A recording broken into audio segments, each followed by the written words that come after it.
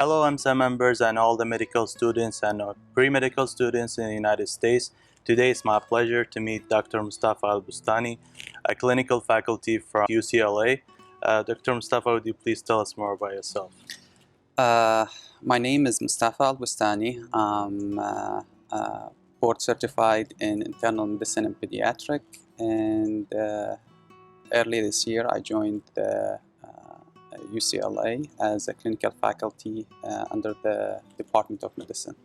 That's cool. So would you please tell us about the medical student journey, like for you for the medical school? How it started? Yeah. Sure. My medical journey really started early. My both parents are physicians, so I grew up in a medical family. They served as inspiration for me to follow their footsteps into this path. And I went into medical school, and that was in Baghdad, Iraq, and graduated in 2007 from Al-Kindi Medical School, which is one of the prestigious medical schools in Iraq, part of the Baghdad University.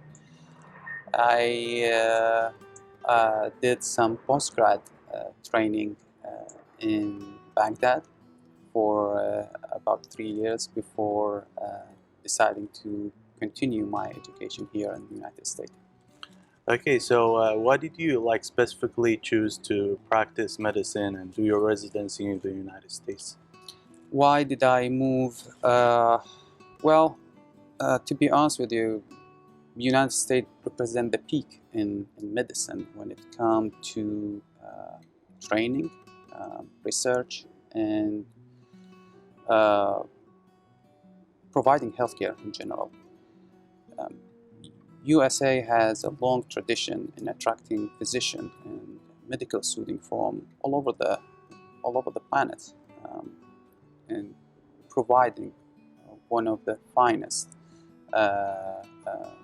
training and facilities that can support the medical training here. So I decided to join in this journey. So what was the preparation like? How long did it take from you to do the USMLEs, and what were the challenges that you faced during that period? So I decided to move into United States in 2011. So that was the start of the USMLE and ESFMG certification. By mid 2011, I started my preparation for Step 1 USMLE, which is basically depended on the lecture notes and textbooks that I relied on mostly, in addition to the Q banks. Before, I think in October 2011, I took the Step 1. A couple months after that, I took the CK exam, which is the USMLE Step 2, I believe clinical knowledge. And less than a month, I believe 3 weeks after that, I took the CS exam, and it took me probably 7 months to finish the whole steps.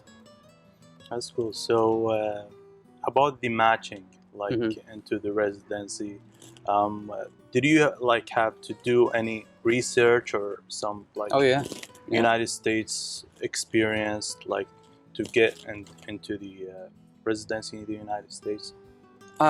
By the time I finished my USMLE preparation and the exams, I had probably 6-9 months that of free time really during 2012.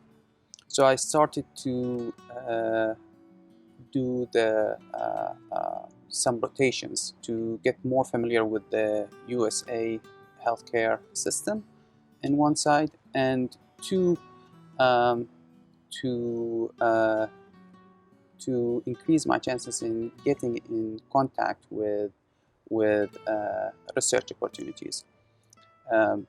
For IMGs, the opportunity of matching without having a strong CV is extremely low. So beside having good scores, we need usually strong resume.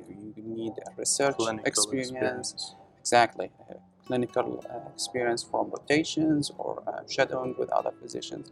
So I started doing some rotations, and along with that, I was lucky to rotate with one of the physicians who is very active in research work. So I joined him, and I had, I think, 2 research by the time I applied in 2012. Okay, that's cool. And what about the residency itself? Like, how was it? I believe it was like 4 years for med-peds. For mid-Ps, it's 4 years, yeah. You are correct. Residency was, well, residency in general is tough because you start to think differently from being student to a physician. And you have more responsibilities, and of course, the workload going to be significantly higher. But it gets easier as you go through residency. After first year, everything gets easier, and you start to develop your own survival skills. But I matched in 2013, and that was in Oklahoma, Tulsa. I got accepted into OU Mid-Peace program, and it took me 4 years between 2013 and 17 to finish the residency. Okay, I heard that you had some position during your Residency? residency. Yeah, I was elected to be chief resident in 2016 by the end of my 3rd year and beginning of my 4th year. That's impressive. So you think overall it's worth it? Like, you advise Yes. the IMGs to come to the United States with their Definitely. residency? For IMGs, it's harder. Yeah. It's definitely harder. So you need to work hard on your CV along with your scores. So you need high scores. That's one. And two, you need to get strong CV. Strong CV come from showing your devotion to medicine, research work, rotations, strong letters of recommendation from non-physician, and or physician work in known facilities, and of course being part of the American healthcare system and medical academia is the finest that you can get on this planet, really. That's cool. So after the residency, you worked with the University of California at Los Angeles, UCLA. So how was like all the experience? Like, how it happened? How do you feel about it?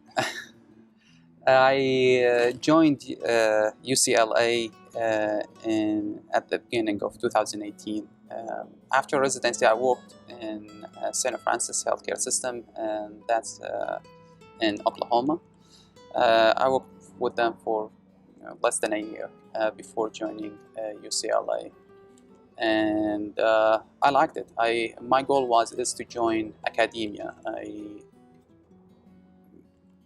I liked the part where we teach the next generation and try to give them our experience as we got it from our mentors and teachers and all the physicians who shaped really our personality during this journey. So I wanted to be part of this process to help continue the message of medicine, if you say. Okay, so Dr. Mustafa, I'd like to thank you for your time with us and for this like cool conversation, and on behalf of the American Medical Students Association, and thank you everyone for watching.